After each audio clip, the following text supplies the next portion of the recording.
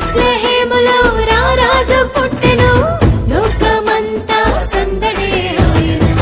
ఊరువాడ సంబరాలు చేసెను, పల్లె పల్లె కాంతులతో మెరిసెను. వేడుక చేద్దాం